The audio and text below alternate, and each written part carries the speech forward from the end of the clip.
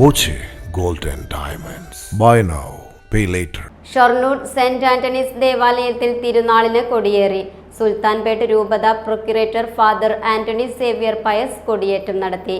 പ്രസ്തുത ദിവാഴ്ചയും നടന്നു. ഇടവക വികാരി ഫാദർ ജപമാല ലോറൻസ് സഹകാർമ്മികനായി. 16 വരെയാണ് തിരുനാൾ ആഘോഷം.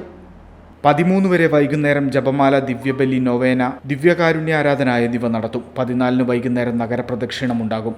ശനിയാഴ്ച രാവിലെ കുടുംബ യൂണിറ്റുകളുടെ നേതൃത്വത്തിൽ വീടുകളിലേക്ക് അമ്പ് നേർച്ച നടത്തും. തിരുനാളിന് രാവിലെ സുൽത്താൻപേട്ട് രൂപത ബിഷപ്പ് ഡോക്ടർ അന്തോണി സ്വാമി പീറ്റർ അബീറിന് സ്വീകരണം നൽകുന്നുണ്ട്. തുടർന്ന് ബിഷപ്പിന്റെ കാർമ്മികത്വത്തിൽ പൊന്തിഫിക്കൽ ദിവ്യബലി നടത്തും.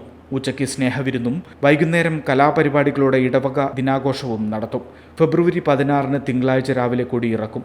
നന്ദിബലിയും മരിച്ചവർക്കുള്ള ദിവ്യബലിയും ഫാദർ ജപമാല ലോറൻസിന്റെ കാർമ്മികത്വത്തിൽ നടത്തുന്നതോടെയാണ് തിരുനാളാഘോഷങ്ങൾക്ക് സമാപനമാവുക.